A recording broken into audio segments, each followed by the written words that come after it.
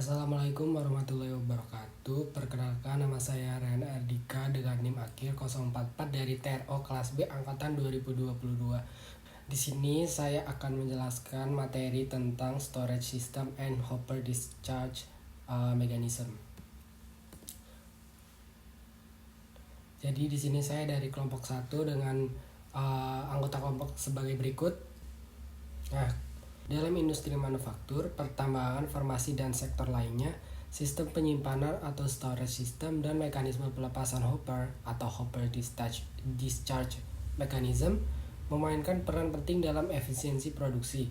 Sistem ini membantu mengontrol distribusi bahan mentah dan produk akhir untuk memastikan kelancaran operasi industri. Nah, yang pertama-tama, apakah itu storage system?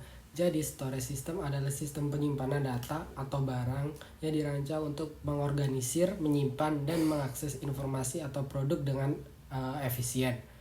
Storage system dapat berupa sistem fisik yang berupa gudang dan rak penyimpanan maupun digital server seperti cloud storage dan database server. Nah, ada dua jenis storage system, yaitu storage fisik biasa digunakan dalam industri manufaktur dan logistik termasuk rak gudang, palet, dan sistem penyimpanan otomatis. Yang kedua ada storage digital, digunakan dalam sektor teknologi dan bisnis yang mencakup cloud storage, hard drive, SSD, dan database server. Nah, berikut adalah contoh-contoh gambar dari kedua jenis storage system. Yang sebelah kiri adalah digital storage, yang kanan adalah storage fisik. Seperti itu. Nah, berikut ada contoh industri yang menggunakan storage system. Yang paling utama adalah industri logistik dan pergudangan, yaitu industri logistik sangat bergantung pada storage system untuk memastikan efisiensi dalam penyimpanan dan distribusi barang. Contoh penerapannya, yang pertama ada Warehouse Management System atau WMS, perangkat lunak yang mengelola penyimpanan, pelacakan, dan pengiriman barang. Yang kedua ada Automated Storage and Retrieval System ASRS, sistem otomatis yang memindahkan barang ke lokasi penyimpanan dengan robot atau konveyor.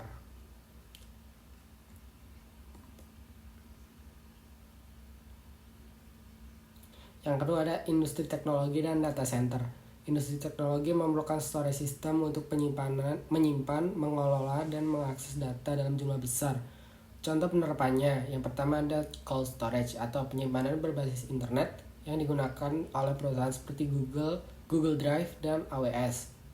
Yang kedua ada network attached storage atau NAS, perangkat penyimpanan berbasis jaringan yang memungkinkan berbagai pengguna mengakses data dari suatu sistem terpusat. Oke, yang kedua ada materi tentang hopper discharge mechanism atau mekanisme pelepasan hopper, merupakan suatu sistem yang digunakan untuk mengatur aliran material dari hopper atau silo ke tahap selanjutnya dalam proses produksi. Tanpa mekanisme yang tepat, material dapat mengalami penyumbatan atau aliran yang tidak terkendali. Ada beberapa jenis-jenis hopper discharge mechanism. Ada 4 yang saya tulis di sini. Yang pertama ada gravity discharge atau pelepasan gravitasi. Material mengalir secara alami karena gravitasi. Umumnya digunakan untuk bahan-bahan berbentuk granular seperti biji-bijian atau pasir. Yang kedua ada vibratory discharge atau pelepasan getaran. Menggunakan getaran untuk membantu mengalirkan material yang cenderung menggumpal. Banyak digunakan dalam industri makanan dan farmasi untuk bahan bubuk halus. Yang ketiga ada pneumatic discharge atau pelepasan pneumatik, menggunakan tekanan udara untuk mendorong material keluar dari hopper. Sering digunakan dalam industri farmasi dan kimia untuk bahan yang sangat ringan.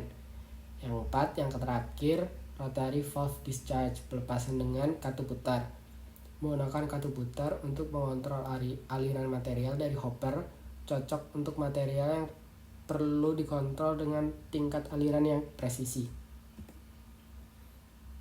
Nah, faktor-faktor yang mempengaruhi mekanisme pelepasan hopper antara lain Yang pertama ada jenis material, apakah berbentuk butiran, bubuk, atau cairan.